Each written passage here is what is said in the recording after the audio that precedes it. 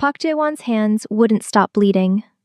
He stood in the loading bay of a warehouse on Michigan Avenue, knuckles split open from hitting the concrete wall 10 minutes ago, watching two men drag a woman across the floor like she was cargo. She stumbled between two giant dogs, each one 140 pounds of black muscle and teeth. Cane Corsos, the kind bred to guard estates and end conversations. Their chains were bolted to a steel rod, and the steel rod was bolted to a collar around her neck. The metal had rubbed the skin raw, pink and wet beneath the fluorescent lights. The broker laughed. "Take her too. She came with the dogs. Can't split the package." Every man in that warehouse grinned. Chae-won didn't. He'd come here for one thing. Kang Distribution owed his family $400,000, and Kang had gone bankrupt trying to hide it. The courts seized his legal assets. The underground moved faster. Tonight's settlement auction was the last stop before Kang's entire operation got carved up and scattered across 3 states. The auction ran out of a converted meatpacking warehouse in southwest Detroit, the kind of building where the drains in the floor weren't decorative. 24 men stood along the walls, cigarette smoke, cheap cologne, the hum of industrial generators drowning out the freeway traffic above. Chae-won was here for the security dogs. His compound in Corktown had been hit twice in 6 weeks, perimeter breaches both times. Someone walked through his electronic surveillance like it wasn't there. The first time, they took a hard drive from his office. The second time, they left a note on his desk, just a number. The exact balance of his operating account down to the cent. A message. "We know everything about you, and there's nothing you can do." He needed perimeter animals that couldn't be hacked or bribed or bought with a better offer. The dogs were exactly what he came for. The woman was not. Welcome back to Afro-Korean Narratives. If stories like this pull you in, go ahead and subscribe and tap that bell so you never miss what happens next. Drop a comment with the city you're watching from. Let's see how far this story reaches. Now let's get back to it.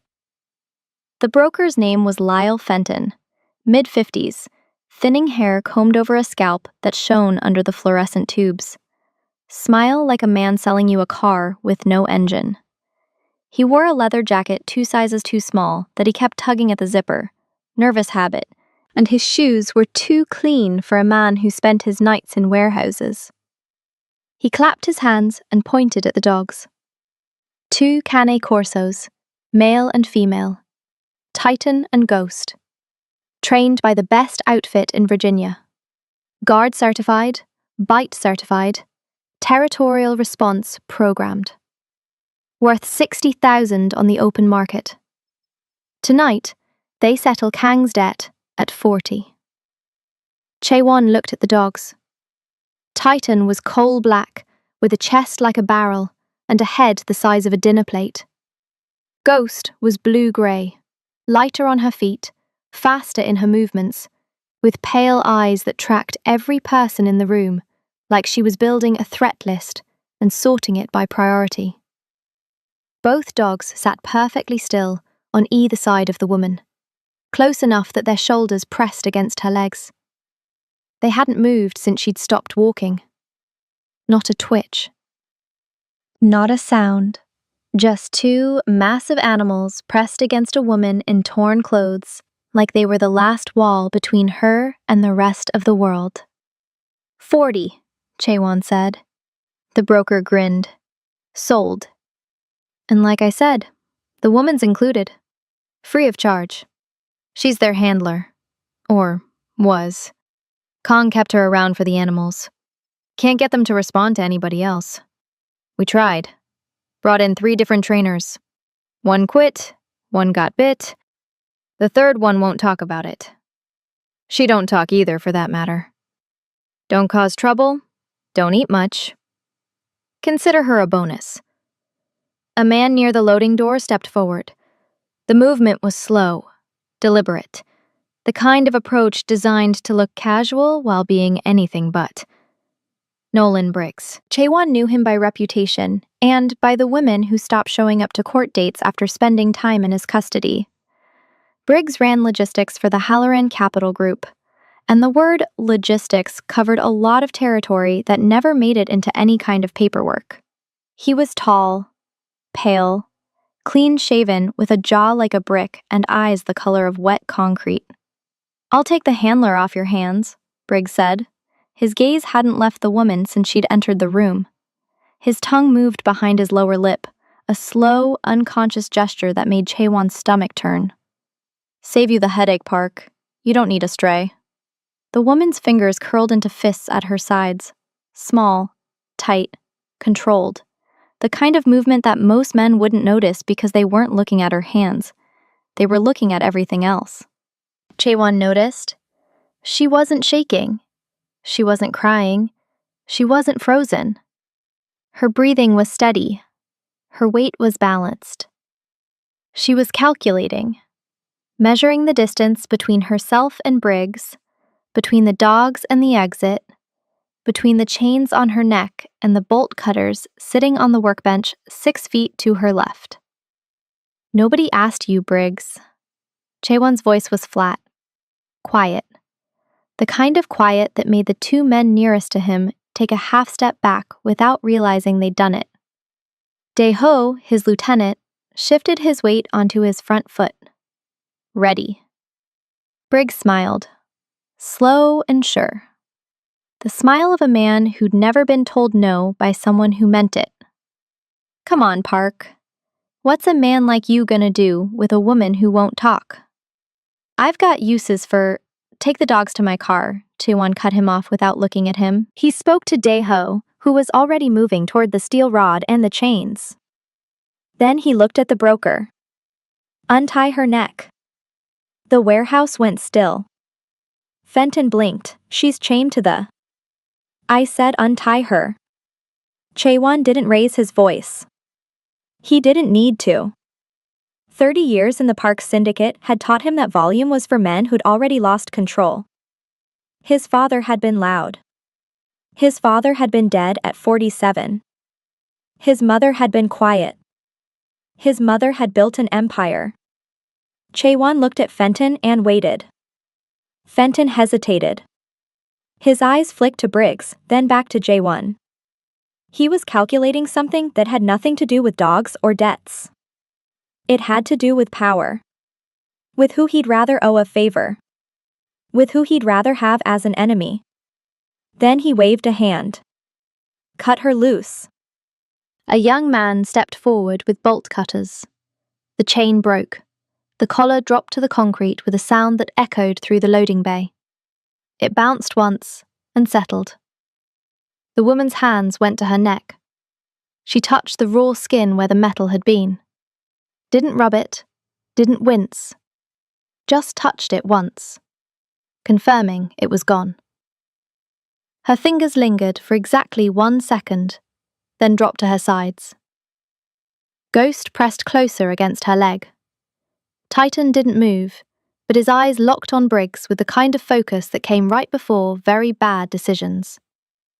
A low rumble started in his chest. Not a growl. Deeper. The sound of something ancient deciding whether tonight was the night. "This is a mistake, Park," Briggs called across the warehouse. His voice had shifted. Not angry. Something worse. Patient. "You're taking home a problem you don't understand." Dae-ho had the dog's leads. He walked toward the loading dock. Chaewon turned and followed without answering. Without looking back. His shoes crunched on the grit and old concrete. The fluorescent lights buzzed above. Behind him, bare feet on concrete. The woman following. Silent. Steady. Keeping pace without being told where they were going. Briggs watched them go. His hand was already in his jacket pocket. Phone out before they'd cleared the door. They were 6 blocks from the warehouse before Chaewon stopped the car. The streets were empty.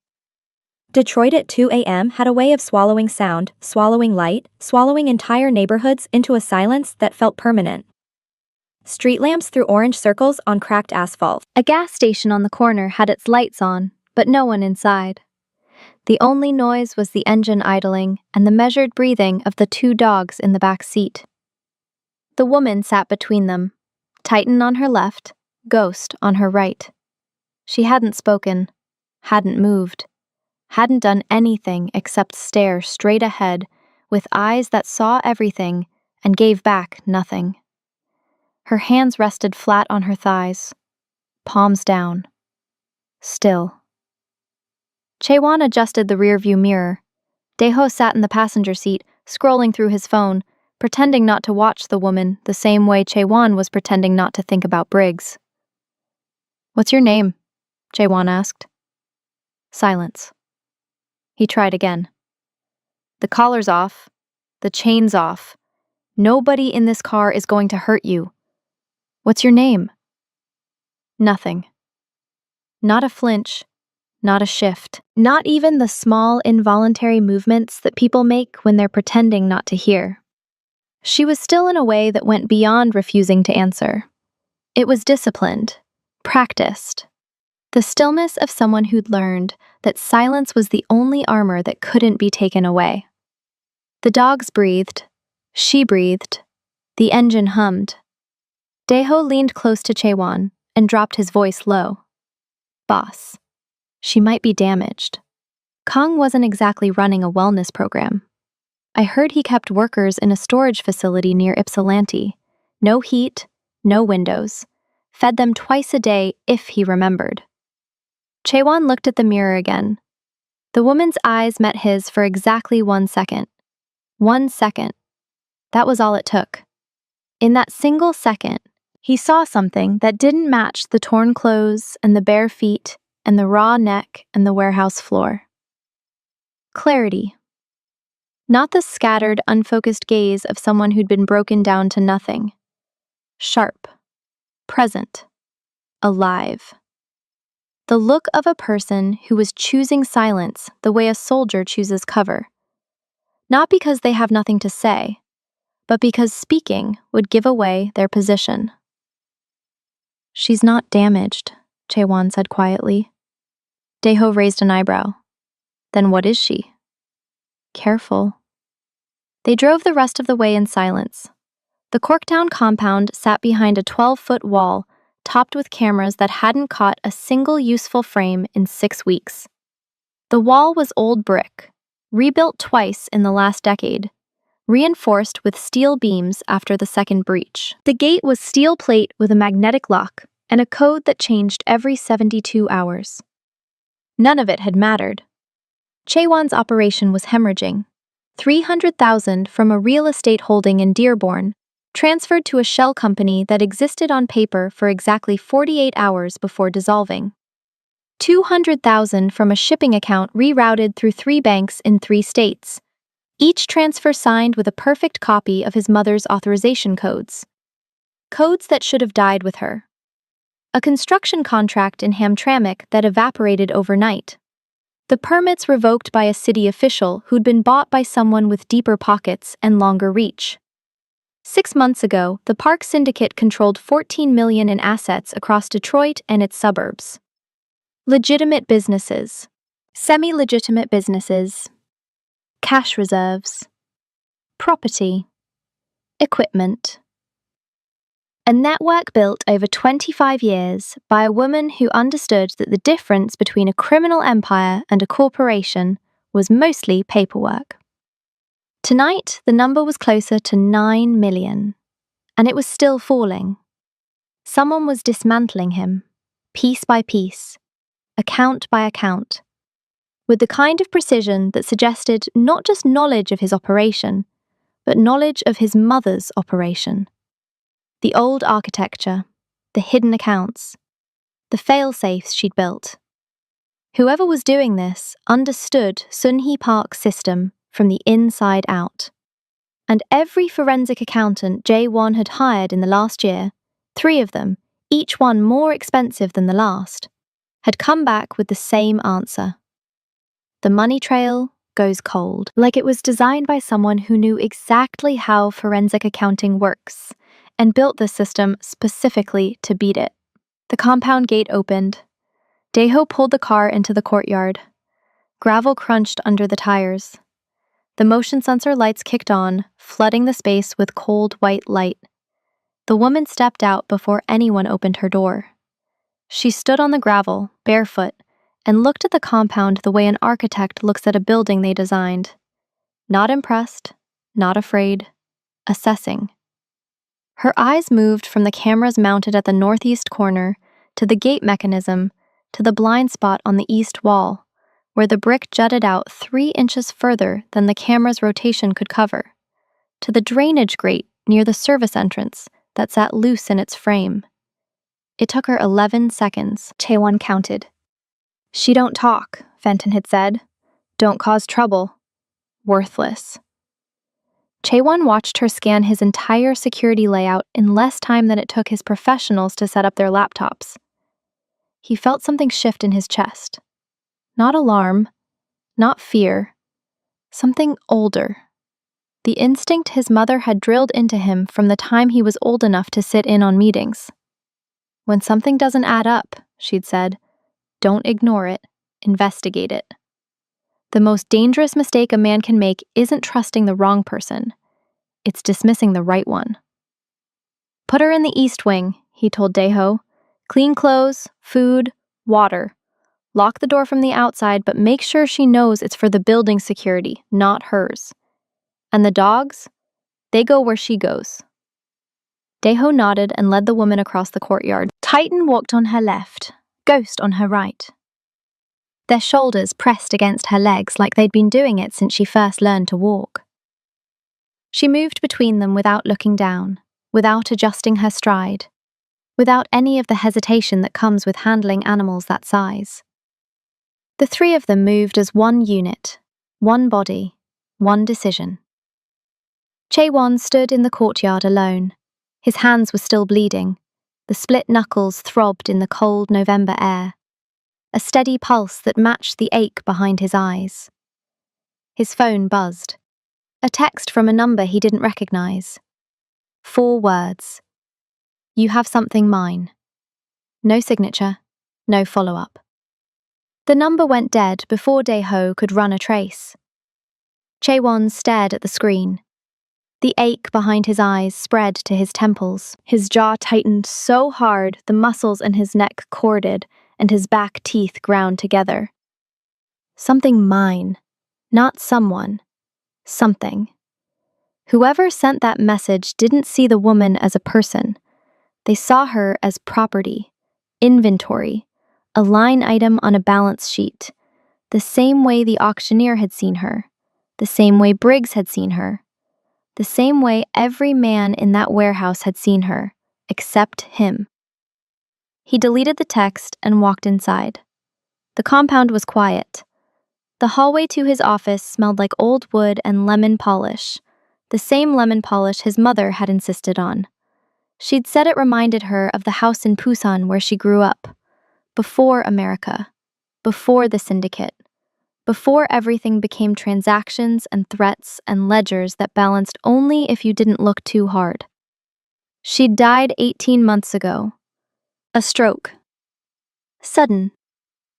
At her desk. Pen still in her hand. The ledger open to a page of numbers that Chaewon still couldn't fully decode. He'd inherited everything when she passed. The operation, the assets, the reputation, the enemies. Especially the enemies. He sat at his desk now and opened the same ledger. The numbers hadn't changed. 9 million and falling. 14 months before insolvency if the bleeding didn't stop. 14 months before the Park Syndicate, the thing his mother had spent her entire adult life building, collapsed into nothing. Her portrait hung on the wall behind him. Small, unframed. A photograph from the 90s. Sun-hee Park in a gray suit, standing outside the first building she'd purchased in Corktown. A laundromat that became a front that became a foundation. She wasn't smiling. She never smiled in photographs, but her eyes held something that Chaewon had spent his life trying to name. Certainty. His phone buzzed again. Dae-ho. She ate everything on the plate, didn't say a word. The dogs won't let anyone else within 10 feet of the room. Chaewon closed his eyes. What have I brought into this house? 3 days passed. The woman didn't speak. She did everything else. On the first morning, Chaewon came downstairs at 6:30 to find the east courtyard gate rehung on its hinges. The gate had been sagging for 3 weeks. The bottom scraped the gravel every time it opened, leaving a shallow trench in the stones. 2 of his men had looked at it and shrugged. Said they'd call someone. The call hadn't been made. The woman had fixed it before sunrise, using a car jack from the garage and a length of steel pipe she'd pulled from a scrap pile behind the utility shed. She'd shimmed the hinge with a folded piece of aluminum. The gate swung clean and level, better than the day it was installed. Dae-ho stood in the courtyard, staring at it like it had performed a magic trick. She just did it, he said. I came out at 6 and it was done. The dogs were sitting next to her. She was drinking water from a bottle she'd filled at the utility sink. Didn't look up when I walked past. Didn't make a sound. Chaewon tested the gate. Smooth, silent. The hinge didn't even creak. He looked toward the east wing. The woman was sitting on the back steps with Titan and Ghost. She wore the clean clothes they'd given her, a plain black t-shirt, dark jeans, white sneakers that were a size too big. Her hair was cropped close to her head, a short, natural cut that showed the strong shape of her skull and the clean line of her jaw. High cheekbones, dark brown skin that caught the early morning light. Her eyes were on the security cameras, not glancing, watching. Her gaze tracked the rotation pattern, timed the pause between sweeps, measured the dead zone on the northeast corner where 2 camera angles failed to overlap. Her lips moved once, counting seconds. Chaewon had paid a security firm $200,000 to design that camera system. The firm had sent 3 engineers who spent a week running diagnostics. They'd assured him there were no blind spots, guaranteed it in writing. The woman had found one in 11 seconds on her first night. Now she was mapping the rest. On the 3rd morning, she'd found 4.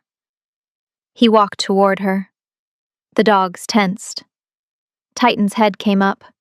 Ghost's pale eyes locked on Chaewon, with the kind of focus that said she was measuring whether he was a threat and hadn't decided yet. Neither dog growled. They didn't need to. The message was delivered in posture alone. The woman didn't look up. You fixed the gate, Chaewon said. No response. You've found 4 blind spots in a system I paid $250,000 for. Her fingers adjusted her shoelace. Slow. Deliberate. A gesture that said she'd heard him and wasn't ready to engage. He crouched down. Not too close. Close enough that his voice wouldn't carry to the 2 men across the courtyard who were pretending to check the generator. I'm not going to hurt you. I'm not sending you back. But I need to know who you are, because someone texted me the night I brought you here. A message that told me you're not what they said you were. You're not worthless, you're not broken, and you're definitely not just a dog handler. For the first time, she moved her head, turned it just enough to look at him directly, square on. No angle, no evasion. Her eyes were dark brown, almost black, and in their center was something that Chaewon recognized from a photograph on his office wall. Certainty. It lasted 1 second. Then she looked away, back at the cameras, back to her count. The silence stretched like a wire pulled tight. Chaewon stood up. He walked back toward the house. On the 2nd day, she'd rewired a junction box in the east wing that had been shorting out the hallway lights for a month.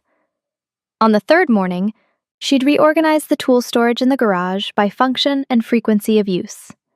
A system so logical that his maintenance man had stood in the doorway for 5 minutes before finding his voice. She did all of it before sunrise. She did all of it in silence.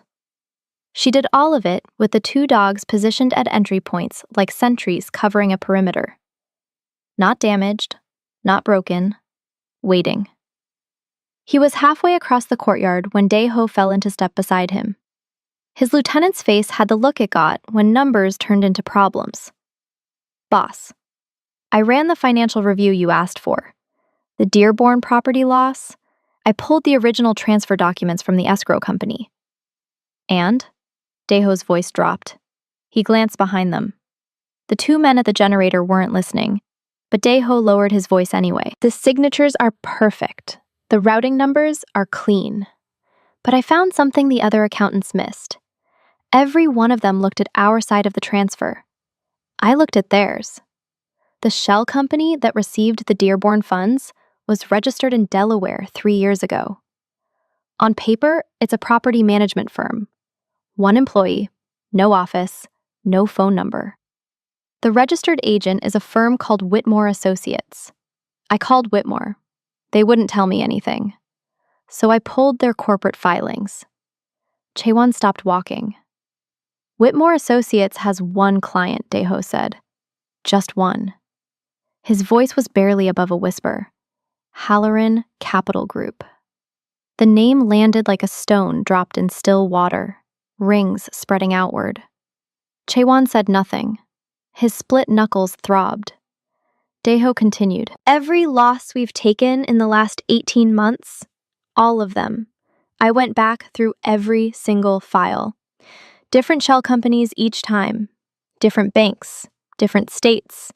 Delaware, Nevada, Wyoming. The usual places where paper companies go to hide. But every single trail, when you dig deep enough, pull enough threads, runs back through Whitmore Associates to 1 destination. Halloran. Victor Halloran. 58, silver hair, custom suits, corner office on the 32nd floor of a glass tower downtown. CEO of Halloran Capital Group, a firm that managed $2 billion in real estate and financial assets across 11 states. Clean on paper, polished in public. Halloran sat on charity boards. He attended galas. He shook hands with mayors and senators, and smiled for cameras with the practiced ease of a man who understood that respectability was just another kind of currency. And underneath all of it, a machine. Quiet, efficient, ruthless. Halloran's genius was simple and vicious. He targeted criminal enterprises, organizations that couldn't go to the police, that couldn't file fraud complaints, that couldn't hire lawyers without exposing the very operations they were trying to protect. He stole from people who had no legal recourse, and he did it with the precision of a surgeon and the patience of a man who knew the clock was always on his side. He was untouchable, and he'd been eating the Park Syndicate alive for 18 months. Jaewon's jaw tightened. He looked back across the courtyard toward the East Wing steps. The woman was gone. The steps were empty. Titan and Ghost lay in the morning sun with their massive heads on their paws, relaxed, ears soft, the picture of calm. Which meant she was close. Inside the compound. Moving through his building with the kind of silence that most people couldn't manage even when they were trying. That night, something happened that changed everything. Chaewon was in his office at midnight. The desk lamp threw a yellow circle across the stacked papers, financial statements, shell company registrations, transfer records, Dae-ho's notes. The Halloran connection was real, but thin. A trail of breadcrumbs that proved direction but not intent. Not enough to act on. Not enough to take to anyone who could help. Assuming anyone would help a Korean crime syndicate recover stolen assets in the first place. The office door was open. The hallway was dark. A sound. Not footsteps. Lighter, The shift of weight on hard wood. The creak of a floorboard accepting pressure and releasing it. The sound of someone who knew how to move through a building without being detected. He looked up. She stood in the doorway. The woman. Barefoot again, she'd taken off the 2 big sneakers. Her feet were silent on the old wood floor. Titan was behind her in the hallway, a massive black shape in the darkness, head low, ears forward. Ghost was nowhere visible, which meant she was covering the other end of the corridor. The woman's eyes went straight to the papers on his desk. Not his face, not the room. The papers. The financial documents. The shell company records. The names and numbers and routing codes. She read them upside down from 6 feet away. Her eyes moved left to right, fast, processing. Her lips parted. For the first time in 3 days, she spoke. One word. Quiet. Precise. Clear as glass. Like a scalpel placed exactly where it needed to cut. Halloran. Chaewon's blood went cold. She stepped into the office. The light from the desk lamp caught her face. No fear, no hesitation, no trembling. Something had shifted behind her eyes. A door opening that had been locked since the warehouse. A decision made. She looked at the documents spread across his desk. Then she looked at him.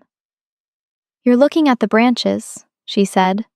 Her voice was low, steady, educated. Every word measured like currency, like she'd been saving them for 3 days and knew exactly how to spend them. "But you haven't found the root." Chaewon didn't move. His hand had gone still on the page. The pen between his fingers felt heavy. "Who are you?" he said. She pulled the chair from the other side of his desk and sat down. Smooth, unhurried, like she'd sat in that chair before. Like she knew this room, this desk, this conversation, was where she'd been heading since the warehouse. Titan moved to the doorway and lay across it, blocking the entrance, guarding. "My name is Zara," she said. "And I know how Halloran is stealing your money. I know every account, every shell company, every routing number, every forged signature. I know because I'm the one who built the system he's using to do it." The clock on the wall ticked. Once. Twice. Chaewon stared at her. Every loss, every vanished account, every phantom company, every perfectly forged signature that his best people couldn't distinguish from the real thing, all of it built by the woman they'd thrown in free with 2 dogs and called worthless. And she'd just walked into his office and sat down like she owned the room. He had 100 questions. She could see every one of them forming behind his eyes. She held up one hand, palm out, not a command, a request. "Not tonight," she said. "Tonight, I need you to understand one thing. Halloran didn't just steal from you. He stole from everyone. 23 criminal organizations in 9 states over the last 4 years. Real estate holdings, cash reserves, shell companies, offshore accounts. $2.4 billion moved through a system I designed when I thought I was building something legitimate." She paused. "I was a forensic accountant. Halloran hired me out of Howard University. I was 24, top of my class. He told me I was building anti-fraud architecture, financial security systems. I believed him for 2 years. Then I found the second set of books." Chaewon's mouth was dry. "Why tell me?" he said. "Why now?" "Because 18 months ago, Halloran found out I was compiling the real records. Every transaction, every theft, every name. So he burned my apartment, had my credentials revoked, erased my identity from every system, credit, social security, employment records. Made me a ghost. Then he sold me to a man named Kang like I was inventory. Stock to be liquidated. Her voice didn't break, didn't waver, didn't rise. Every word fell with the weight of something carried for a very long time. And because 18 months ago, she continued, the last account I flagged before they took me, the one that made Halloran decide I needed to disappear, was your mother's. The room went silent. The kind of silence that has weight and texture. The kind you feel pressing against your skin. Your mother found the discrepancy first, Zara said. She was building a case. She had contacted a federal attorney in Washington, had a meeting scheduled for the following Tuesday. She died on a Monday, Taewon said. His voice was barely above a whisper. Zara held his gaze. She didn't look away. She didn't soften it. Yes, she did. The clock ticked. Titan's ears went flat against his skull. Ghost appeared at the window, a gray shadow with pale eyes. Two massive shapes, one at each entrance, watching, guarding, waiting for a signal from the woman between them. Taewon looked at her, the woman who'd been dragged into a warehouse in chains 3 nights ago. The woman who'd fixed his gate, mapped his cameras, said nothing for 72 hours while she decided whether he was worth trusting. The woman who'd just told him his mother didn't die the way he thought. His hands were shaking again, this time not from the cold. Chaewon didn't sleep that night. He sat at his desk until the numbers blurred and the lamp flickered from a loose connection he'd never bothered to fix. Zara had gone back to the East Wing without another word. One conversation, 10 minutes, and the entire architecture of everything he'd believed for 18 months had cracked down the center like a frozen pipe. His mother didn't have a stroke. She was killed. The words hadn't been said. Zara hadn't used that language. She'd said the meeting was Tuesday. She died Monday. She'd laid 2 facts side by side and let gravity do the work. That was worse than an accusation. An accusation could be argued with. Facts just sat there, heavy and permanent, waiting for you to catch up. At 6 in the morning, he called Daeho. Bring the financial files. All of them. Everything from the last 2 years. Every statement, every transfer record, every account we've flagged. Bring them to the conference room. Daeho paused on the other end. All of them? Boss, that's 14 boxes. Then bring 14 boxes. By 7:30, the conference room table was buried. Stacked folders, banker's boxes, printed spreadsheets, USB drives in labeled bags. 2 laptops open to banking portals. The room smelled like old paper and coffee that Daeho had brewed too strong. Taewon stood at the head of the table. Daeho sat to his right. 2 of his financial people, Minseo and Park Yinji, both trained accountants who'd worked for the syndicate for years, sat across from each other, already sorting files into chronological order. At 7:45, Zara walked in. She'd showered. The black t-shirt was clean. The jeans, the same pair from before, but pressed flat. The 2 big sneakers had been replaced with boots she'd found somewhere. Black, laced tight, her size. Her hair was still cropped close, and in the fluorescent light of the conference room, the sharp angles of her face looked like they'd been drawn with a straight edge. High cheekbones, strong jaw, eyes that moved across the stacked boxes the way a general moves across a battlefield map. Titan stayed in the hallway. Ghost positioned herself at the far door. 2 exits, 2 dogs. Covered. Chaewon gestured at the table. This is everything we have. Zara didn't sit down. She walked along the table, running her fingers across the tops of folders without opening them, reading the labels, the dates, the account numbers printed on the tabs. She stopped at the 7th box, pulled a folder, opened it to a specific page, didn't search, didn't flip, went straight to it like she'd filed it herself. This one, she said. Dearborn Property Transfer, October 14th, 2 years ago. The routing number ends in 4471. This was the first account Halloran moved through Whitmore Associates. Before this, he used a different intermediary, a firm called Pace Financial out of Wilmington. He switched because Pace's compliance officer started asking questions. Minso stared at her. How do you know the routing number? Because I assigned it. The room went very quiet. Zara pulled another folder from a different box. Then another. Then a fourth from the last box on the table. She laid all 4 open, side by side, pages facing up. 4 transfers. 4 different dates. 4 different shell companies. 4 different banks in 4 different states. She pointed at each one. Whitmore Associates, Delaware. Crestline Holdings, Nevada. Front Range Capital, Wyoming. Bauer Management Group, Montana. 4 names, 1 owner.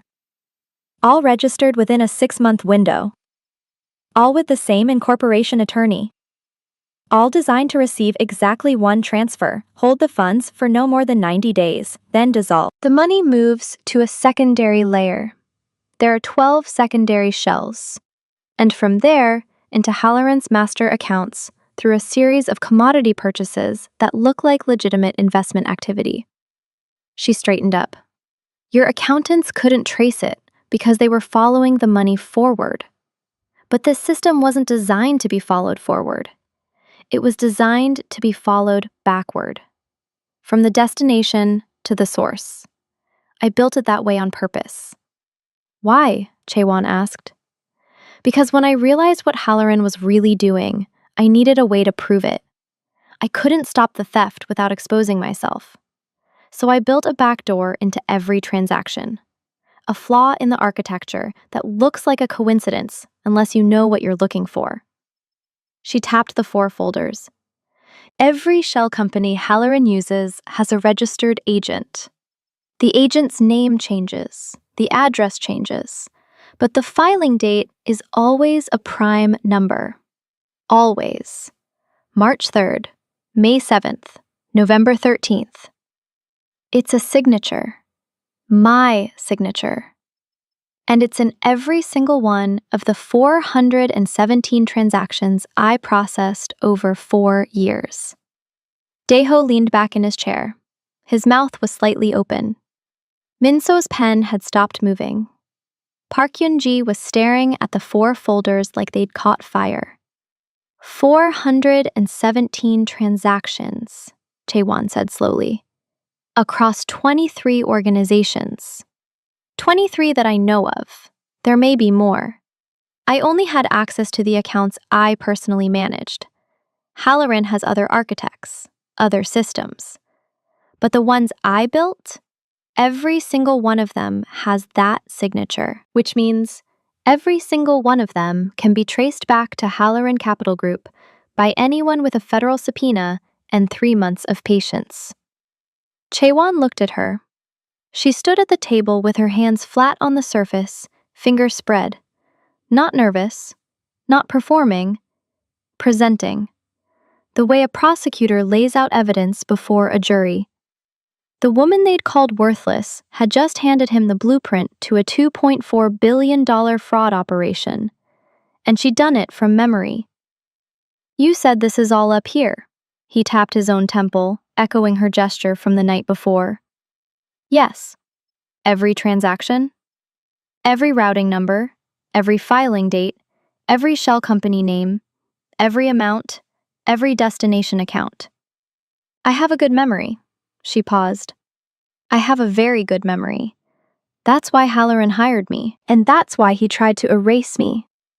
You can destroy documents, you can wipe servers. You can burn apartments. But you can't delete what's inside someone's head. Chaewon pulled a chair out and sat down for the first time that morning. His knuckles had scabbed over. The skin was tight and itched when he flexed his fingers. What do you need? He asked. Zara looked at him. Really looked. Measuring something, making a calculation she hadn't finished yet. Time, she said. A secure location, and someone Halloran can't buy. Because the moment he finds out I'm alive and talking, he'll send everything he has. He won't find out, Daeho said. Zara shook her head. He already knows. Every head in the room turned toward her. The text you received the night you brought me here. You have something mine. That wasn't from Briggs. Briggs doesn't have your number. That came from inside Halloran's operation, which means someone in this building, someone with access to your phone number, reported to Halloran within 2 hours of me arriving. The silence in the conference room was thick enough to touch. Chaewon looked at Daeho. Daeho looked at Minso. Minso looked at Yoonji. Everyone in the room was looking at everyone else. And Zara stood at the center of it, calm, still, watching them the way Ghost watched a room. Not every fight comes from outside, she said quietly. Some of them are already in the house. Titan shifted in the hallway. A low sound. Not a growl. A warning. Chaewon spent the next 48 hours doing something he'd never done in 30 years of running his family's operation. He stopped trusting everyone. Not dramatically, not with accusations or interrogations. He didn't line his people up and demand confessions. His mother had taught him better than that. You don't shake a tree to find the rotten fruit, Sunhee used to say. You wait. You watch where the flies land. So he watched. He changed the security codes on the compound and gave the new sequence to 5 people. Daeho, Minso, Yoonji, his driver Sangwoo, and the head of his perimeter team, a man named Kwon. 5 people, 5 different codes. Each code varied by a single digit. If someone on the outside learned the code, Chaewon would know exactly who'd given it to them. He moved Zara from the east wing to a room on the 3rd floor, directly across the hall from his own. The room had one window facing the interior courtyard, no exterior access, and a reinforced door that locked from the inside. He gave her the only key. Titan slept across her doorway at night. Ghost slept at the top of the stairs. The 3rd floor became a fortress of fur and teeth that no one entered without an invitation. Zara, meanwhile, had begun to work. The conference room became her command center. She'd requested a whiteboard, 3 legal pads, a box of colored markers, and a laptop with no internet connection. No network, no Wi-Fi, no Bluetooth. She wanted it air-gapped, completely isolated. She would recreate the records from memory. Chaewon watched her work from the doorway on the 2nd evening. She stood at the whiteboard, marker moving in quick, precise strokes. Not writing. Drawing. A map. Lines connecting boxes. Boxes containing names, dates, dollar amounts. Arrows showing direction of fund movement, color-coded. Red for Halloran's master accounts. Blue for the shell companies. Green for the victim organizations. The Park Syndicate was in green. 1 node among 23, each one connected to a web of blue boxes that all flowed upward to a single red circle at the top. Halloran Capital Group. $2.4 billion. 4 years. Zara worked without stopping. No breaks, no hesitation. The marker moved from board to paper to board again with the rhythm of someone who wasn't remembering, but reading, pulling pages from a filing cabinet in her head and transcribing them in real time. How is this possible? Daeho whispered from beside Chaewon in the doorway. He'd been watching for 10 minutes. His face had the expression of a man who'd walked into a room and found the laws of physics had changed. Chaewon shook his head. He didn't have an answer. He'd known people with sharp memories. His mother had been one of them. Sunhee could recall account numbers from a decade ago, client names, contract terms, the exact wording of agreements she'd signed once and never seen again. But this was different. This was total. Zara wasn't recalling fragments. She was reproducing an entire financial architecture. Hundreds of transactions, thousands of data points, with the fluency of someone copying from a document in front of her.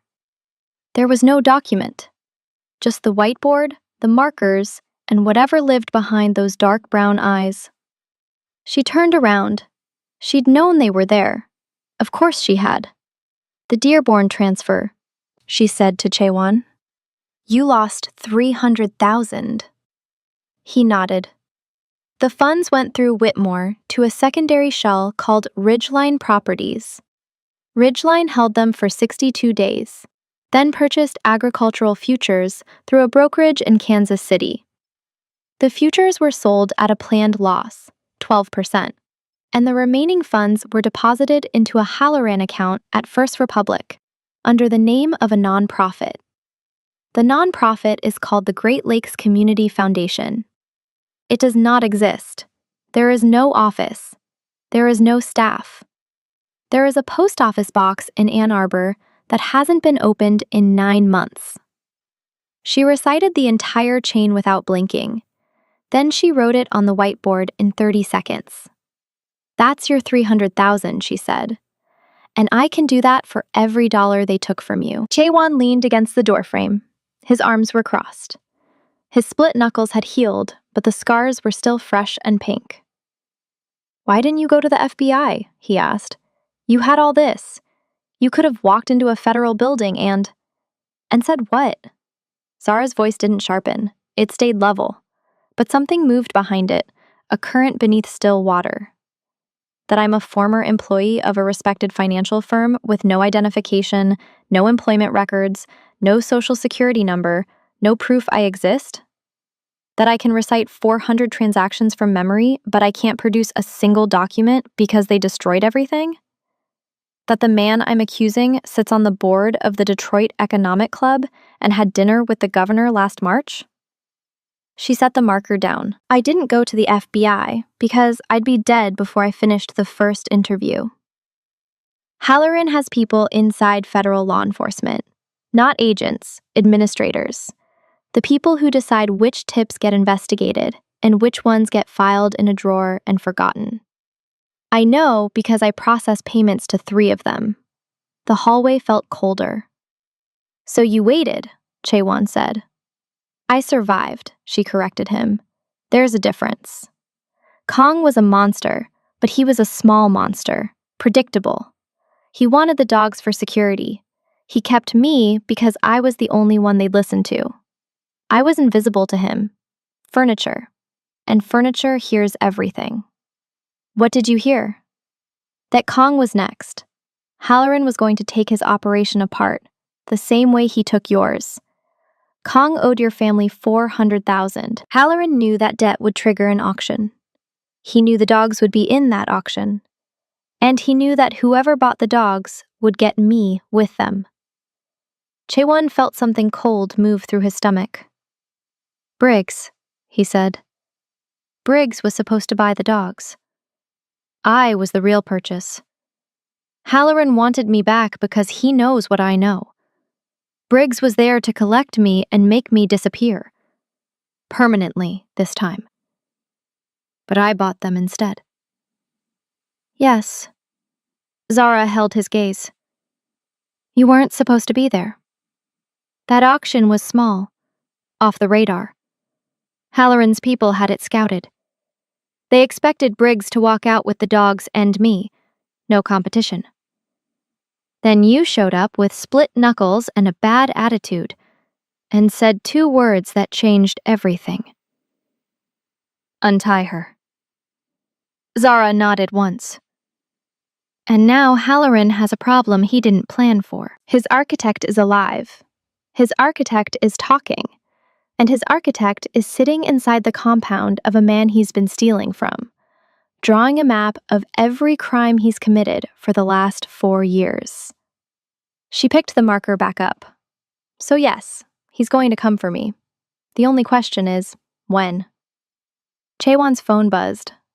Dae-ho pulled his out at the same time. They looked at each other. Tae-ho answered first. His face changed. The blood drained from it in stages, like watching paint strip from a wall. Boss. The Hamtramck construction site. Our equipment yard. What about it? It's on fire. Taewon was moving before Dae-ho finished the sentence. Down the hall, down the stairs, across the courtyard. But Zara's voice stopped him at the door. Don't go. He turned. She stood at the top of the stairs, with Titan beside her. Ghost was already at the ground floor, pacing between the front door and the east corridor. It's not a fire, Zara said. It's a pull. They want you away from the compound. They want to see who you take with you and how many people you leave behind. They're mapping your response, the same way I mapped your cameras. How do you know? Because it's what I would do. It's what I designed. Halloran's playbook isn't improvised. It's systematic. First, he bleeds you financially. Then, he identifies your physical vulnerabilities. Then, he creates a distraction. And while you're responding to the distraction, she stopped. He comes for the real target. Her. She meant herself. Chaewon stood at the door. His hand was on the handle. Every instinct he'd ever developed was screaming at him to go, to respond, to protect his assets. That was the training. That was the reflex. When something burns, you run toward it. But his mother's voice was in his head. The voice from 1,000 meetings, 1,000 lessons, 1,000 nights going over ledgers in this very building. Think, Chaewon. Don't react. Think. He let go of the door handle. Call the fire department, he said to Dae-ho. Let them handle it. Nobody leaves this building tonight. Dae-ho hesitated for exactly 1 second. Then he made the call. Chaewon looked up at Zara. She stood on the stairs, one hand on the railing, Titan pressed against her leg. Her expression hadn't changed. The same stillness, the same certainty. But there was something else in her eyes now. Something that hadn't been there in the warehouse, or the car, or the courtyard. Trust. Not complete, not unconditional, but the first crack in the wall she'd built around herself. A hairline fracture that said, You listened. You actually listened. Thank you, Chaewon said. Don't thank me yet. Zara turned and walked back toward the conference room. The fire is just the opening move. Whatever comes next will be worse. Ghost followed her up the stairs. Titan stayed at the landing, facing the front door, ears forward, still as stone. Outside, sirens began to wail. The Hamtramck fire burned for 3 hours. The equipment yard was a total loss. Excavators, generators, survey equipment. $240,000 in machinery, melted down to warped steel and ash. The fire department contained it before it spread to the neighboring buildings, but the damage was done. Not just financial, psychological. A message written in smoke and ruin. We can reach you, anytime, anywhere. Chaewon stood in the conference room at 4 a.m., reading the fire investigator's preliminary report on his phone. Arson, accelerant, commercial grade, the kind used in controlled demolition. Professional. No prints, no witnesses. No cameras in that part of Hamtramck, which was, of course, not an accident. Halloran's people had chosen the one asset location without surveillance coverage. They know our blind spots, Dae-ho said. He sat at the table, running on 4 hours of sleep and his third cup of coffee. Just like they knew the compound's blind spots. Just like they knew the banking architecture. Because they have the same architect, Chaewon said. He looked at Zara. She sat at the far end of the table, legal pad in front of her, writing. She'd been writing for 2 hours straight. Dense, small handwriting. Columns of numbers, names, dates. She hadn't looked up when the fire report came in, hadn't flinched at the dollar figure. She already knew what was coming. She finished a line and set the pen down. Halloran's response protocol has 3 stages, she said. I designed it. Stage 1 is financial isolation. He's been doing that to you for 18 months. Draining accounts, revoking permits, buying your contacts. By the time you realize you're under attack, you're already weakened. She held up one finger. Stage 2 is physical pressure. That's the fire, the compound breaches, the note on your desk. He's showing you that your physical security is compromised, that he can touch anything you own. The goal isn't destruction. The goal is fear. He wants you to feel surrounded. Second finger. Stage 3 is elimination. Not you. He doesn't need you dead. He needs you broken, bankrupt, discredited. He'll manufacture evidence that makes your operation look unstable. Leak information to your competitors. Turn your own people against you. By the time he's done, the Park Syndicate collapses from the inside, and Halloran absorbs whatever's left through legitimate acquisition channels. No violence required. Clean hands. She lowered her hand. You're at the end of stage 2, she said. The fire tonight means he's preparing to move to 3. How long? Chaewon asked. If he follows the pattern I designed, 72 hours. Zara's voice was flat, clinical. The voice of an engineer describing a machine she'd built. He'll use the fire to justify accelerating. He's already running calculations. How much pressure? How many assets left? How close you are to the edge? Chaewon's jaw tightened. The scar tissue on his knuckles pulled. And if we don't follow the pattern? Zara looked at him. Something shifted in her expression. The clinical mask cracked, just slightly, and underneath it was something raw. Tired, the face of a woman who'd spent 18 months in captivity, running calculations in her head every single day, waiting for an opportunity that might never come. Then we need to move faster than he expects, she said. I've been recreating the records for 2 days. I'm about 40% done. If I had a week, I could reconstruct everything. Every transaction. Every shell company. Every payment to every compromised official. Enough evidence to bring a federal case that Halloran can't bury. We don't have a week, Chaewon said. No, we don't. She pulled the legal pad closer. But we don't need everything. We need enough. Enough to get a federal attorney's attention.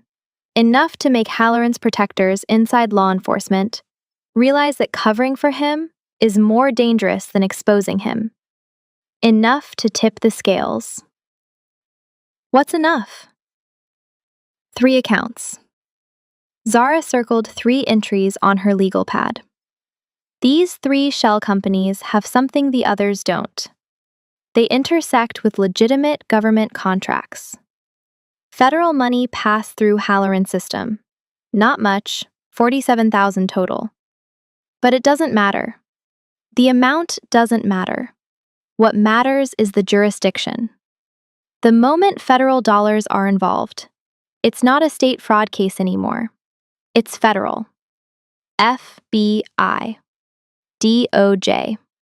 Grand jury. The kind of investigation that Halloran's people inside the system can't squash because too many agencies are watching. She slid the pad across the table.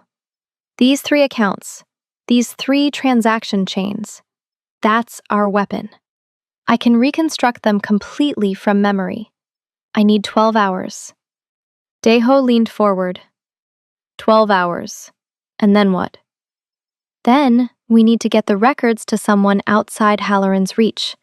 Someone who can't be bought, can't be threatened, can't be transferred or reassigned. Zara paused.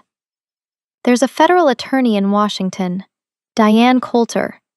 She was the one your mother contacted 18 months ago. Chaewon went still.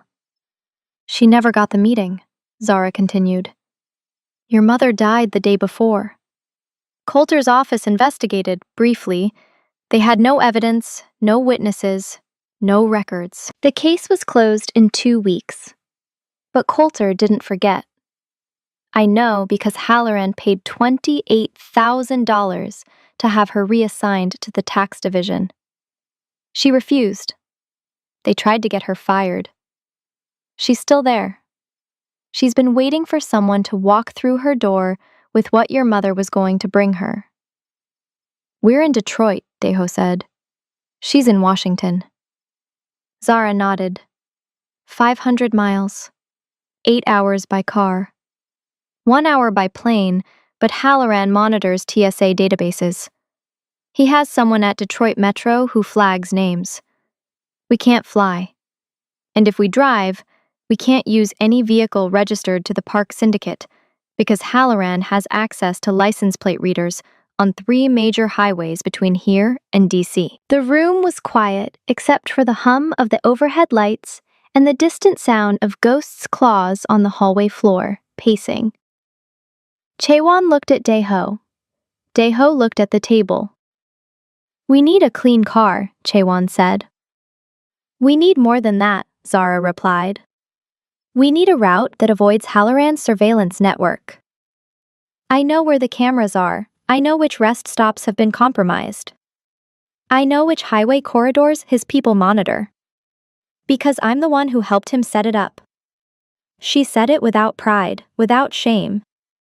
With the flat, exhausted honesty of a woman who'd spent years reckoning with what she'd built and was now trying to tear it down. I'll draw you a map, she said. But you need to understand something first. Once we leave this compound, we can't come back until it's done. Halloran will know within an hour that we've moved. He'll send people. Not Briggs. Briggs is logistics. He'll send a recovery team. The kind that doesn't leave witnesses. Taewon stood up.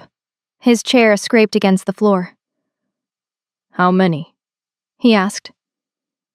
Zara met his eyes. Last time I saw the protocol, the recovery team was 4 men. Armed.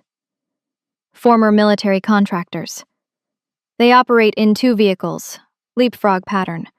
1 ahead and 1 behind the target. Communication through encrypted satellite phones. No cell networks. Response time from activation to field deployment? 90 minutes. She let that number hang in the air. 90 minutes. Taewon repeated. That was when I was still inside. He may have expanded the team since then. He's had 18 months to prepare for the possibility that I'd resurface. Daeho's coffee had gone cold. He hadn't touched it in 20 minutes. His face had the gray, drawn look of a man watching the walls. Close in from every direction. Chaewon looked at Zara, at the legal pad covered in numbers and names. At the whiteboard behind her, the web of shell companies and stolen millions. At the 2 massive dogs guarding the exits like they knew what was coming. He thought about his mother. About the meeting she'd scheduled for a Tuesday. About the stroke that came on Monday. About the pen still in her hand when they found her. About the ledger open to a page he'd never been able to decode. Maybe that page had been for Diane Coulter. Maybe those numbers were the same numbers now written on Zara's legal pad. Maybe Sunhee Park had been trying to do exactly what this woman was trying to do, and she'd been stopped 1 day short. 1 day.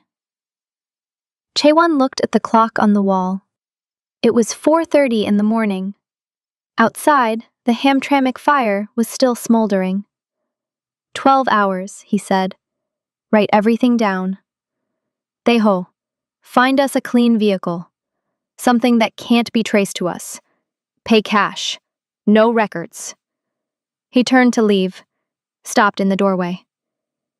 And figure out who in this building sent that text. Because whoever it is, they're not coming with us. Zara picked up her pen. The writing resumed. Ghost stopped pacing and lay down across the conference room door. Titan appeared at the window, a black silhouette against the gray Detroit dawn. The clock was running. They left the compound at sundown. Dae-ho had found a car. A 10-year-old gray Honda Accord with Ohio plates, bought cash from a lot in Ypsilanti. No registration link to the park syndicate, no GPS, no OnStar, no electronic trail.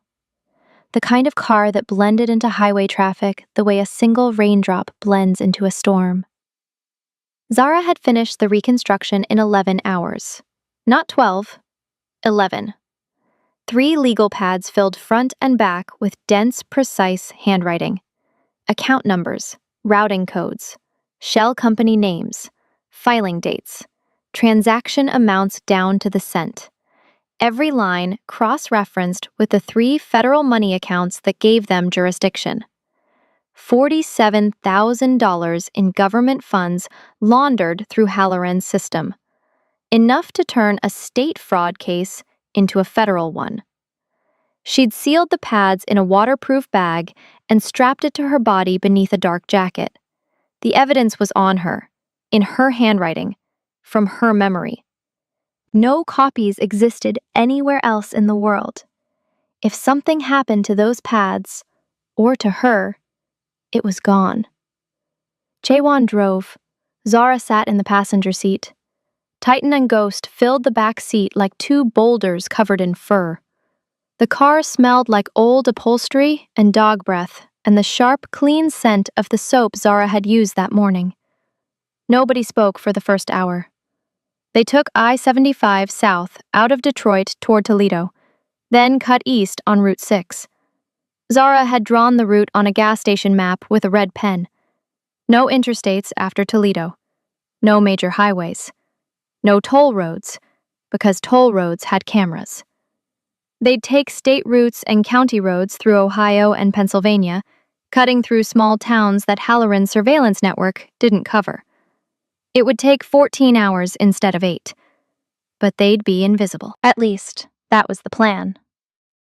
They were 40 miles past Toledo when Zara spoke. "Pull over at the next gas station." "Why?" "Because we're being followed." Chaewon's eyes went to the rear-view mirror. Headlights. 2 sets. Both had been there since the Ohio border. He'd noticed them 20 minutes ago, but told himself it was coincidence. Same highway, same direction. Hundreds of cars made this drive every night. But Zara wasn't guessing. She'd been watching the mirror since they left. The first car is a black SUV. It's been maintaining exactly 1/4 mile distance for 37 minutes. The second is a dark sedan, farther back. They're running a leapfrog. The sedan accelerates while the SUV drops back. Then they switch. It's a 2-vehicle tail designed to avoid detection. She said it the way she said everything. Flat, precise, like reading from a manual. "How long have you known?" "Since we merged onto I-75. The SUV was parked at a rest area 2 miles from the compound. It pulled out 90 seconds after we passed." "That's over an hour ago. Why didn't you?" "Because I needed to confirm the pattern. 1 vehicle following you is a coincidence. 2 vehicles running leapfrog is a protocol. And now I need to know something." "What?" "Who knew we were leaving tonight?" The question hit like a fist. Jaewon's hands tightened on the steering wheel. The scars on his knuckles went white. He thought about the compound, about the 5 people who had the security codes, about the mole Zara had warned him about the careful, surgical way Halloran's people always seemed to know exactly where to be. "I told Dae-ho," he said, "and Sang-woo, he helped load the car." "Nobody else?" "Nobody." Zara was quiet for 3 seconds. Then she said, "One of them told Halloran." Something cold moved through Chaewon's chest. Not Dae-ho. Dae-ho had been with him for 15 years. Dae-ho had carried his mother's coffin. Dae-ho was family. But family was where the deepest cuts came from. Zara had taught him that. The gas station appeared on the right. A small shell station with 2 pumps and a fluorescent canopy throwing white light across an empty lot. Chaewon pulled in, killed the engine. In the back seat, Ghost's ears were flat. Titan was motionless, but his eyes tracked the road behind them with predatory focus. The dogs knew. They always knew. Zara unclipped her seatbelt. We have about 4 minutes before the SUV passes this station. If they see us stopped, they'll set up ahead and wait. We need to be moving before they reach this point. She pulled the gas station map from the glove box and traced her finger along a county road that branched off the state route 2 miles ahead. This road leads to Norwalk. From Norwalk, we pick up Route 250 south through Ashland, then cut through Wayne National Forest. No cameras, no toll points, no cell coverage for 30 miles. If we can make it to the forest corridor, we disappear. And if we can't, then we find out how good those dogs really are. She wasn't smiling. It wasn't a joke. Chaewon started the car, pulled out of the station. 2 miles later, the county road appeared, a narrow 2-lane blacktop disappearing into flat Ohio farmland. No streetlights, no signs, just the headlights cutting through darkness so complete it felt solid. He turned onto it without signaling. In the mirror, the highway behind them was empty. For now. They drove through the night. The county roads wound through sleeping towns with names Chaewon had never heard. Ashland, Loudonville, Coshocton, places where the gas stations closed at 9, and the only light came from porches and grain silos. Zara navigated from the map, calling out turns without hesitation, reading the landscape the way she read financial documents, with total recall and 0 wasted motion. They stopped once, at 3 a.m., at a 24-hour truck stop near Cambridge. Chaewon filled the tank with cash. Zara walked the dogs behind the building in the dark. A trucker smoking by his cab watched the 2 cane Corsos pass under the sodium lights and dropped his cigarette. By dawn, they'd crossed into Pennsylvania. The Appalachian hills rose around them, green and gray, the road climbing and falling through valleys thick with morning fog. Zara had been silent for 2 hours. Not the guarded silence of the first 3 days. A different kind. Working silence. She was running calculations behind her eyes, adjusting routes, timing distances, anticipating the next move. At 7:15, she said, "Stop the car." Chaewon pulled onto the shoulder. Gravel crunched. Fog sat heavy in the trees on both sides. "What is it?" She was looking at her phone. Not the smartphone Chaewon had given her. She'd left that at the compound. A cheap prepaid burner she'd asked Taeho to buy. She stared at the screen, and for the first time since Chaewon had known her, something cracked across her face. Fear. Not the frozen, calculated stillness she wore like armor. Real fear. The kind that comes when a variable you thought was controlled turns out to be anything but. "What?" Chaewon said. Taeho just sent a text. He used the emergency code we set up. 3 words. River runs dry. Meaning? Meaning the compound's been compromised. Halloran's people are inside. Inside the compound? Inside the operation. Zara looked at him. Taeho figured out the mole. It's not Sangwoo. Then who? Kwon. The head of perimeter security.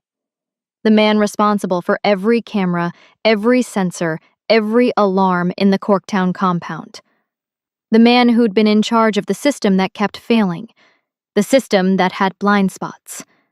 The system that let intruders walk in and leave notes on desks. Chaewon's vision narrowed. His hands gripped the steering wheel so hard the plastic creaked. How long? His voice was barely controlled. Taeho found the proof 2 hours ago. Kwon had a second phone, encrypted, burner with a satellite uplink. He's been reporting to Halloran for at least a year, every code change. Every security update, every personnel movement, Quan sent it all. Including the night you changed the codes to 5 different sequences. Quan sent his within 20 minutes. 18 months of hemorrhaging money, losing assets, getting breached. 18 months of wondering how they knew, how they always knew, how every defense he built was countered before it was finished. Because the man building his defenses was the one tearing them down. Chae-won closed his eyes. He thought of his mother, of Sun-hee sitting at her desk the night before she died. Had Quan been there then, too? Had he been the one who told Halloran about the Tuesday meeting? Had he stood in the hallway and listened, and then made a call that ended a woman's life? Where is Quan now? Chae-won's voice was flat, empty. The kind of empty that comes right before something fills it. Daeho has him. Zara's voice was steady again. The fear had been processed, filed, converted into information. He's contained. But it means Halloran knows we left. He knows our direction. He may not know our exact route, but he knows we're heading east.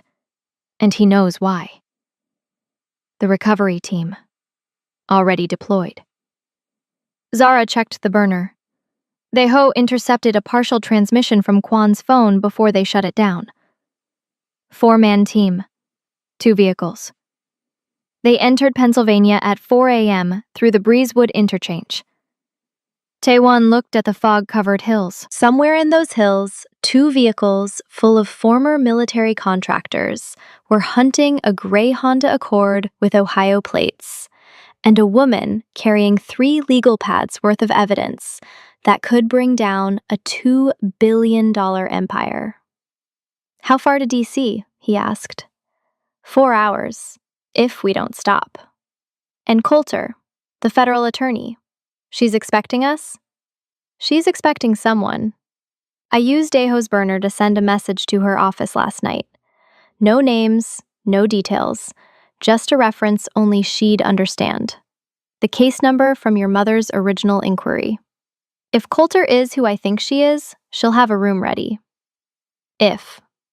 Zara looked at him. There are no guarantees. There never were.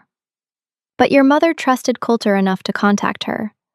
And Halloran spent $28,000 trying to make her disappear. People you try that hard to silence are usually the ones worth talking to. Chae-won pulled back onto the road. The fog swallowed them. In the back seat, Titan's head rested on Ghost's back. The 2 dogs breathed in unison, a steady rhythm that filled the car like a heartbeat. Even now, hunted, exposed, racing toward a destination that might save them or destroy them, the dogs were calm. Because Zara was calm. Because wherever she was, whatever was happening, they trusted her completely. Chae-won understood that trust now.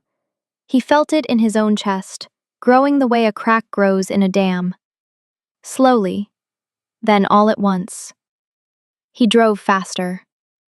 They reached the outskirts of D.C. at 11:40 in the morning. The Beltway traffic was heavy and anonymous. Thousands of cars moving in thick, sluggish rivers of metal and exhaust. The gray Honda Accord disappeared into the flow, like a coin dropped in an ocean. For the first time in 14 hours, Chae-won felt the pressure in his chest ease by a fraction. Zara guided him through surface streets, past the monuments and the tourist traffic, and the government buildings that looked like temples built to worship paperwork. She'd memorized the address. Department of Justice, 950 Pennsylvania Avenue. Diane Coulter's office was on the 4th floor, but they didn't go to the front entrance. Side entrance, Zara said. E Street. There's a security desk staffed by U.S. Marshals. It's the intake point for protected witnesses and classified informants. Less foot traffic. Fewer cameras that Halloran can access. Chae-won parked 2 blocks away on a side street. He killed the engine. The sudden silence was enormous. Zara sat still for a moment. Her hand rested on the waterproof bag beneath her jacket. 3 legal pads. 417 transactions. $2.4 billion in stolen money. The names of compromised federal employees. The architecture of a fraud machine that had operated unchecked for 4 years. All of it in her handwriting. All of it from her memory. All of it about to walk through a door that couldn't be unwalked. She looked at Chaewon. "There's something you need to understand before we go in," she said. He waited. "Once I hand these records to Coulter, there's no taking them back. The investigation will start. It will be public. Grand jury, subpoenas, indictments. And Halloran's defense team will do what defense teams always do. They'll try to discredit the source. Which means me. My background, my employment at Halloran Capital. The fact that I built the system I'm now exposing, they'll call me an accomplice. A co-conspirator. They'll say I'm cutting a deal to save myself." Chaewon looked at her. "Are you?" "No, there's no deal. I'm not asking for immunity. I'm not negotiating reduced charges. I built something that destroyed people's lives. And I'm going to sit in a courtroom and explain exactly how I did it. Every transaction, every shell company, every routing number. And whatever comes after that, prosecution, prison, whatever the law decides. I'll take it. Because the alternative is letting Halloran keep running. And I've already spent 18 months living with what I helped him do. I'm not spending the rest of my life carrying it." The car was quiet. The dogs breathed. Chaewon looked at his hands on the steering wheel, the scars on his knuckles, the hands that had split open from hitting a wall because he couldn't find the enemy who was killing his family's legacy. The enemy who'd been found by a woman, dragged into a warehouse in chains, and given away like she was nothing. "There's something else," Zara said. "The investigation won't just touch Halloran. It'll touch your operation. The Park Syndicate's financials will be part of the evidence. Prosecutors will see how your money was laundered, what your mother built, what you've maintained. You'll be exposed along with Halloran. I know. You could lose everything. Not to Halloran, to the federal government. Asset seizure, RICO charges, your mother's entire legacy, frozen, investigated, possibly dismantled." "I know," he said again. "Then why are you here?" Chaewon thought about that. He thought about his mother's portrait on the wall, the unframed photograph, the gray suit, the certainty in her eyes. He thought about the page in her ledger that he'd never been able to read, the one she'd been working on when she died. He thought about a woman standing in a loading bay with a collar bolted to her neck, and 2 dogs pressed against her legs, making fists at her sides while men laughed and called her worthless. "Because my mother tried to do this 18 months ago," he said. "She found the truth. She made the call. She scheduled the meeting. And she died one day before she could finish what she started. She didn't die for me to sit on the truth because I'm afraid of what it costs." His voice was steady.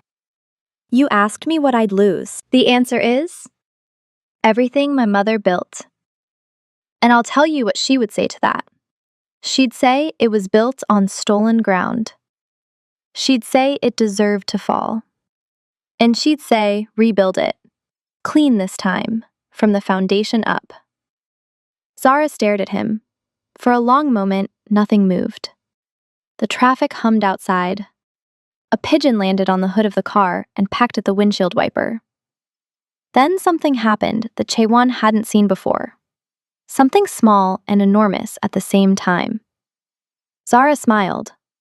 Not the careful, measured expression of a woman managing her environment. A real smile, brief, unguarded.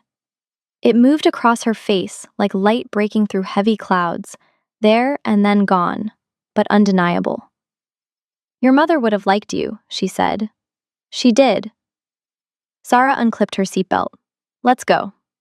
They stepped out of the car. Chaewon opened the back door. Titan and Ghost dropped to the sidewalk, flanking Zara immediately. The four of them, a Korean man with scarred hands, a black woman carrying 3 legal pads and the memory of 400 crimes, and 2 massive dogs who decided long ago that she was the only person in the world worth protecting, walked 2 blocks down E Street in the November wind. The DOJ building rose above them, gray stone, pillared entrance, the kind of building that was designed to make individuals feel small. Zara didn't look small. She walked between Titan and Ghost with her shoulders square and her chin level, and the waterproof bag pressed against her ribs like a second heartbeat. She walked the way she did everything, with precision, with purpose, with the certainty that Chaewon had spent his whole life trying to name. At the side entrance, a U.S. Marshal checked credentials. Zara gave a name and a case reference number. The Marshal made a call. Waited. Nodded. 4th floor. She's expecting you. Zara looked at Chaewon one more time. Last chance to walk away, she said. He held the door open. After you. She walked through. The meeting with Diane Coulter lasted 6 hours. Chaewon sat in the hallway for most of it. The dogs weren't allowed inside the secured conference room, so Titan and Ghost lay on either side of the door like gargoyles. Federal employees walked past and gave them a wide berth. One woman from the tax division brought them water in paper cups. Ghost drank hers. Titan didn't. He watched the hallway with the patient, unflinching focus of an animal who understood that guarding didn't have days off. Through the door, Chaewon could hear Zara's voice. Steady, continuous, hour after hour. Not the voice of someone confessing, the voice of someone testifying, laying out the architecture of a machine she'd built and then spent 18 months preparing to destroy. At 4 p.m, the door opened. Diane Coulter was a small woman in her 60s, with silver hair pulled back tight and reading glasses pushed to the top of her head. She looked at Chaewon with eyes that had seen 3 decades of federal cases and still hadn't gone soft. Mr. Park, come in. He walked into the conference room. The table was covered with Zara's legal pads, now photocopied and organized into folders. 3 federal attorneys sat along one side. A court reporter sat in the corner. Zara sat at the end of the table, hands flat on the surface. The same posture she'd had in the compound conference room. The same stillness. But different. Lighter. Like a weight she'd been carrying had been set down. Not all at once, but page by page, number by number, name by name. Mr. Park, Coulter said. Miss Okafor has provided us with the most detailed financial fraud testimony this office has received in my tenure. The 3 accounts she identified involve federal funds, which gives us jurisdiction.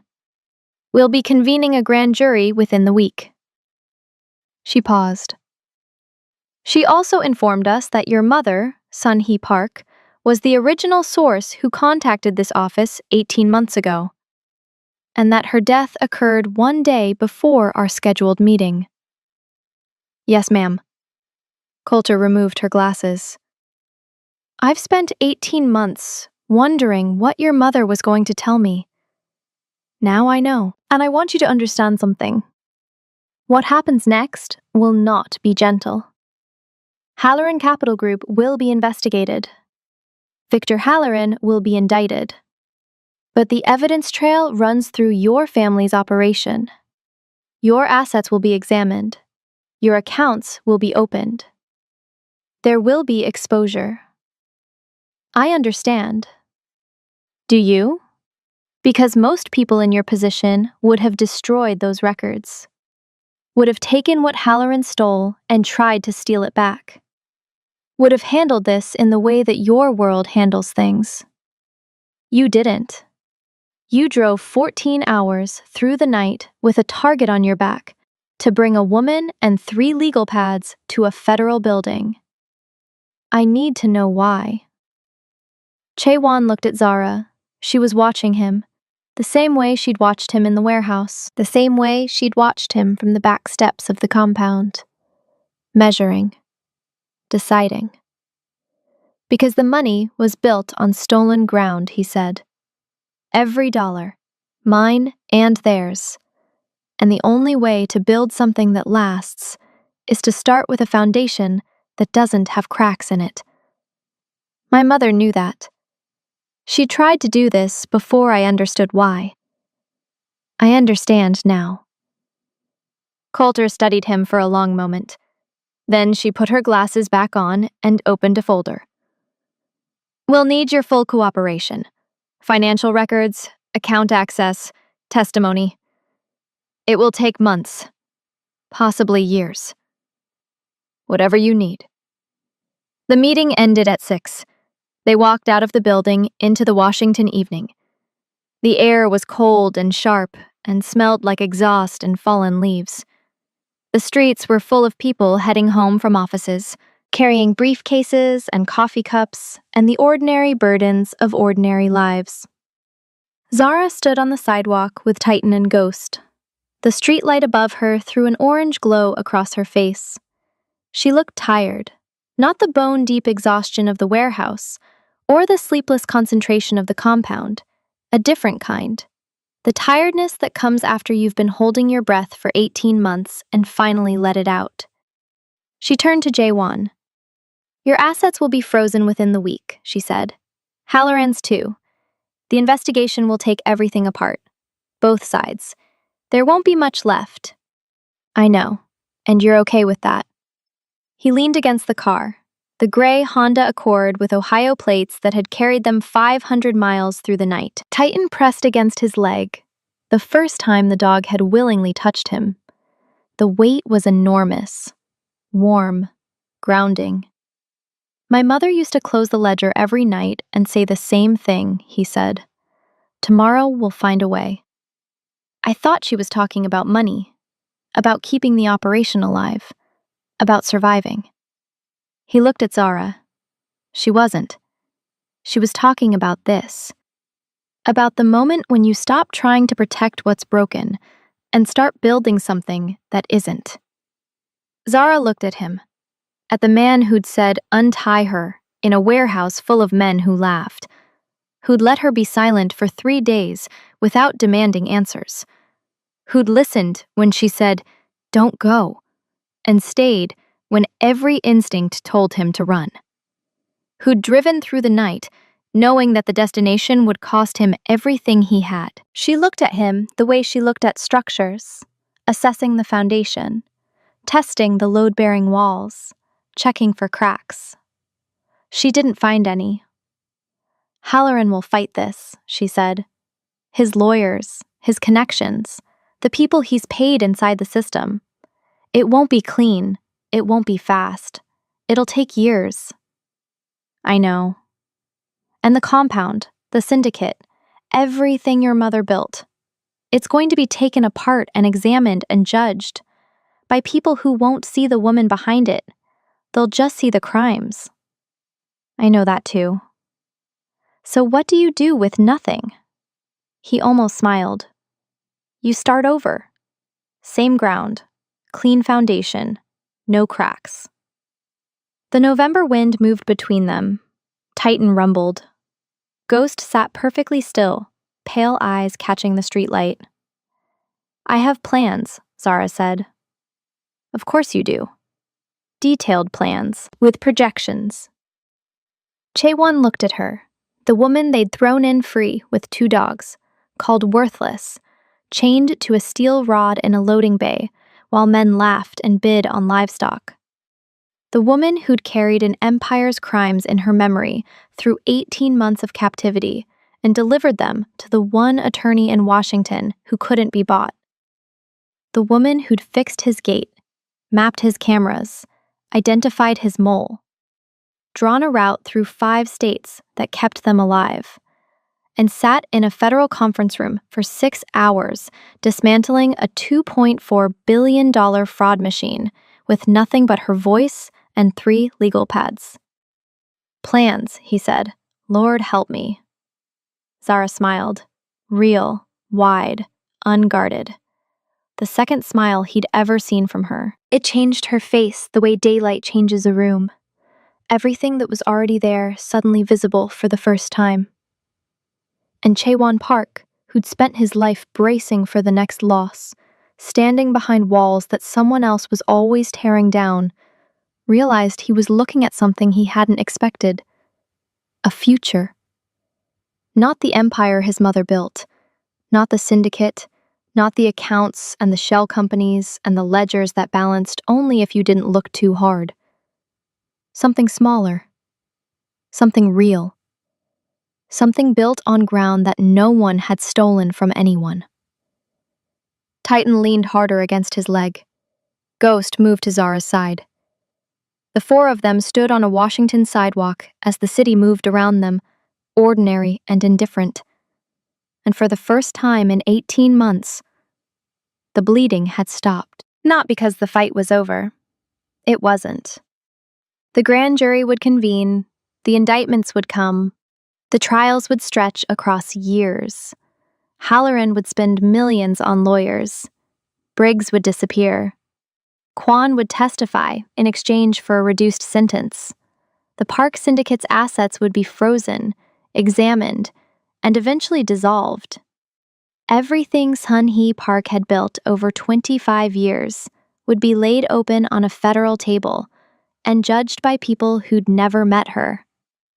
But the truth was in the room now, written in Zara's handwriting, spoken in Zara's voice, backed by a man who'd chosen to lose everything rather than let a lie stand.